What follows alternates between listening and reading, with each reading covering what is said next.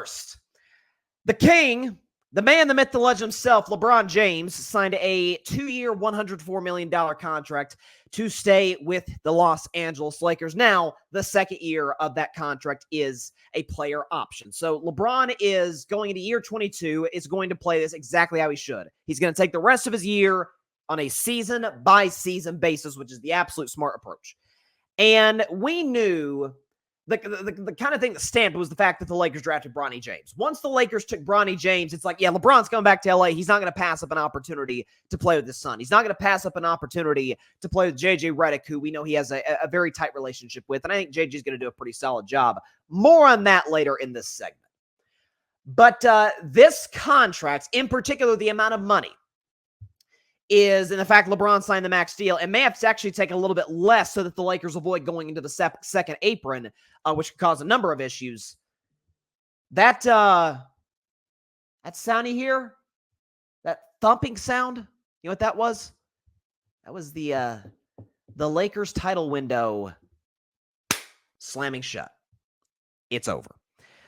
So LeBron James, through Dave McMenamin, who we know he has a very tight relationship. Dave McMenamin's been covering LeBron, I think that's since the start of his career, if I'm not mistaken. This guy is as plugged in as it comes to LeBron, to Rich Paul, to Clutch Sports, and he made it apparent that LeBron James entering this offseason said, you know what? I'm a billionaire, for crying out loud. I'm going to take a little bit less so we can bring in another impact player. And the three players mentioned in Dave McMenamin's report were as follows: James Harden, Jonas Valanciunas, Klay Thompson. Now, Harden would have been an awful fit, and I would have clowned the Lakers for making that move. Fortunately for their sake, they did not. He's back with the Clippers, where he belongs. But then it's down to Klay Thompson and Jonas Valanciunas.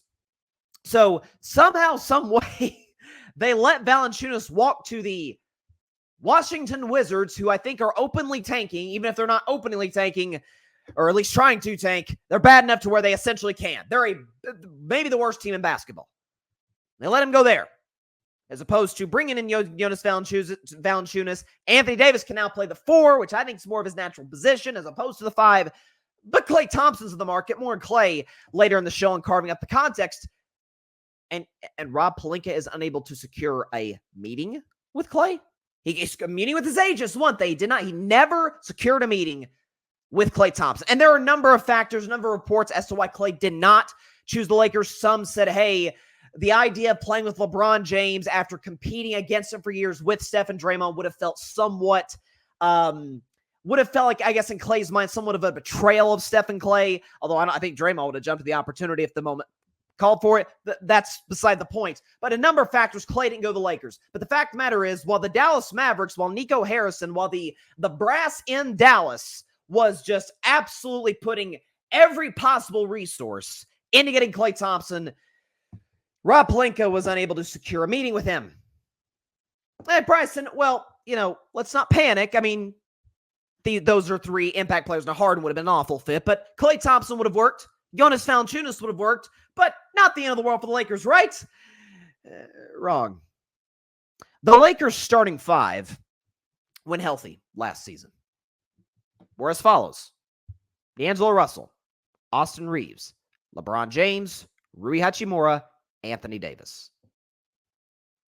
Right now, as we sit here today, the Lakers starting 5 is as follows: D'Angelo Russell, Austin Reeves, LeBron James, Rui Hachimura, Anthony Davis.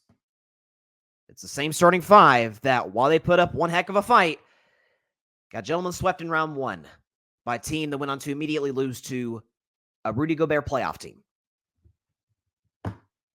You say, well, Bryson, new coach. Okay.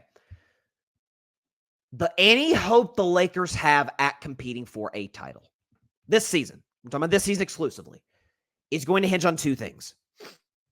Because they really haven't made any, I don't think they've signed any free agents at all, actually, as far as guys who weren't originally with the Lakers. 2 things are going to have to happen. Both within the realm of possibility, but some I find somewhat unlikely. Number 1, JJ Redick is going to have to prove to the NBA world. I love JJ Redick, for the record. Just want to put that out there. But by the end of next season, regardless of what the result of the Lakers season is, if the general NBA public looks at the Lakers, looks at JJ Redick, says, gosh darn it, man, That guy can coach. Well, then they must have made someone wrong because we know it was almost impossible for LA to downgrade from Darvin Ham. I've talked about that. I've waxed poetic about that. My guy Barry Britt Jr. has on his show, on my show, multiple times. We've got a video on my Instagram account and on his as well that's still generating likes almost 2 months later. Like, Darvin Ham was a terrible coach. Couldn't relate to the locker room, didn't adjust. There was a number of issues. Shams Charania detailed it so eloquently in his piece when Darvin Ham was fired from LA. It did not work. So the Lakers will not downgrade it. JJ Redick will be a better coach than Darvin Ham, but just about every NBA team can say the same thing. Okay? So JJ Redick will have to prove to himself and prove to the NBA world. Whew. That guy's legit. Like, there's no doubt about it. Lakers got their dude. No question.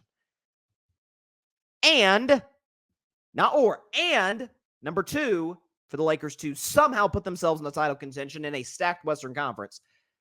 My guy, and it makes me sick he ended up in the purple and gold, Dalton Knecht will have to be in the Rookie of the Year race. I think he's capable of doing that. I do. I think he's a special offensive talent that's going to blossom and develop and get better as time goes on. I think JJ Redick's the perfect coach for Dalton Knecht. But the fact of the matter is, you're going to need him. And what's a weak draft, so it's possible, but you are going to need him by season's end to be a key contributor for your squad. I'm talking like third option to LeBron and AD.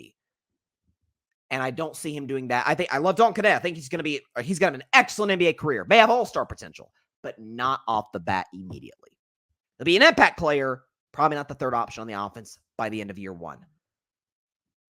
The fact of the matter is this, and this is what I have said, I've been consistent on this for many years, is that since LeBron James joined the Los Angeles Lakers in 2018, so he's played 6 years, he's going to play a 7th this year. We don't know what's going to happen this upcoming season, but in the 6 years LeBron has been in LA,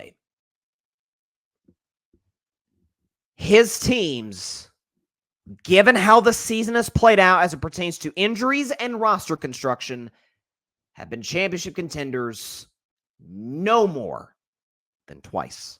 Of course, they won the championship 4 years ago back in 2020, and they deserve it. And asterisk, it's the bubble title. Nonsense.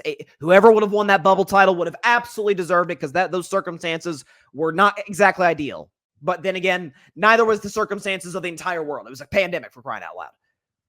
And the second year, you can argue 2023 when they got to the Western Conference Finals, but they got swept by a team that literally, physically, psychologically, from a game plan perspective, absolutely owns them in the Denver Nuggets, who have won 12 of their last 13 games against Los Angeles.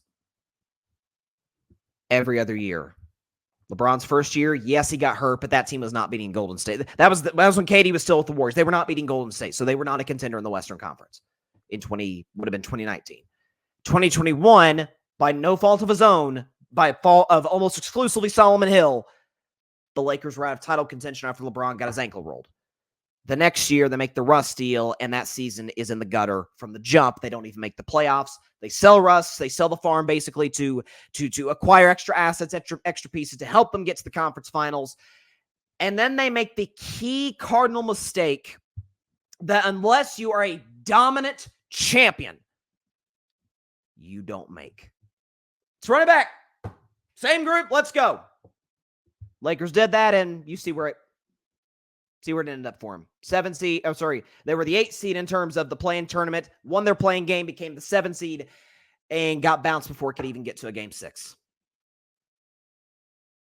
And they're bringing back that exact same starting 5. I may love LeBron James. I think he's the greatest player ever. He's undoubtedly no lower than 2nd. But he's still great. Spoiler alert, he's in my top 10 players that I'm going to reveal in 35 minutes. He's not going to get better as time goes on. Anthony Davis, I feel like this is kind of the peak of where he's going to be at in the next year and a half, 2 years, as he's going to be eventually going to start to decline by the time LeBron's gone. After that, Austin Reeves is a good player. He can defend a little bit. He can shoot, create his own shot to a relatively consistent degree, but then it's Hachimura who will be, and I'm not necessarily faulting JJ Redick for this, but kind of going to be relegated to a spot-up shooter. And then it's D'Angelo Russell, who we know is a 0 in the playoffs. It might as well be a left-handed Jordan Poole. Then you got Jackson Hayes, Dalton Kennett. I love the kid. Let's see what he does in year 1. But you're basically running it back with the same group. And I refuse to believe that in a conference where Anthony Edwards is going to be better, Shai Gilgeous-Alexander is going to be better, okay? Nikola Jokic, it's hard to imagine he gets better, but he's not going anywhere, and he's certainly one of the 3 best players in basketball. That 3-headed monster as far as teams out west. The Dallas Mavericks, I don't know, just went to the NBA Finals and added Klay Thompson and Emmanuel Quickley. That the Lakers a year ago, a coaching change, and they go deep in the playoffs. No, listen, did Darvin Ham help them in that series? No, I think he kind of cost them in that game too. Does the series go 6-7 with J.J. Redick? Probably, but do we actually see the Lakers winning a game 7 in Denver? A team that has, again, owned them in every way, shape, and form the last 2.5 seasons.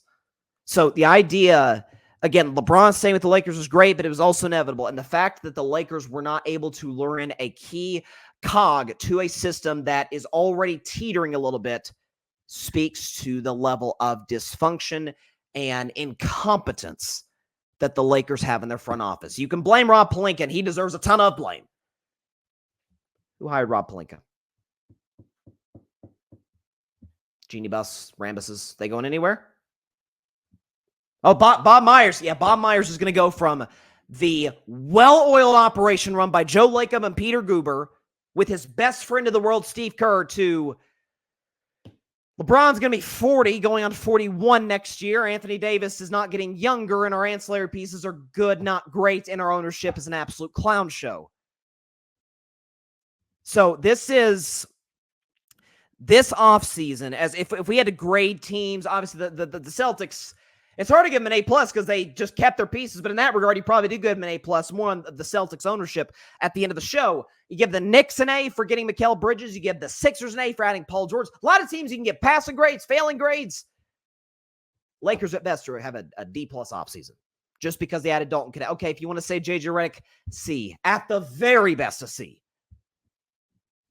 Because while I think J.J. Redick, and I talked about this when he was hired, is going to be an excellent coach, I fear for his sake that when LeBron's gone, when LeBron steps away and retires, Anthony Davis will be 2 years older, 3 years older by that point. The Lakers front office is so inept, impatient, and incompetent that they won't give him an opportunity to rebuild. And they'll be right back in the spot that they were in when the late, great Kobe Bryant retired. And even when Kobe Bryant was at the end of his career. The draft picks were good. They just were unable to develop most of them. And the front office was probably even worse then than it is now. If Jeanie Buss has run the operation, if Kurt and Linda Rambis run the operation, the ceiling for the Lakers is 45-6 wins and out in round 1. That's a reality. And they kind of have nobody but themselves to blame. And that's the reality for the Los Angeles Lakers today. Because, again, LeBron making it apparent and putting it out there. I will take a pay cut if we can add somebody. They don't add somebody. He's like, well, screw this. I might as well get the money, right? And again, he'll probably have to take a little bit less than the max because of the fact that the Lakers are really flirting with that second apron. By the way, a team that is dangerously close to that second apron, and this is the team you're going to field. I'm going to talk about the Warriors later, but Joe Lacob talked about, the owner of the Golden State Warriors, talked about this offseason, like the number one goal is to get under the second apron because we cannot field a team that fails to register 50 wins in a stacked West and is the 10 seed and gets blown off the floor in our one and only playing game. That can't be the highest payroll in the NBA. Like, that's not going to cut it. We will pay the money if we get the results. 10 seed and out in the first playing game. That is not going to work. So the Lakers are dangerously close to a very similar situation. Thanks so much for watching the show on YouTube, and be sure to go click that big red subscribe button and check out the other clips and full shows from Carving It Up Live, as well as our other incredible content creators here on the Grid Network.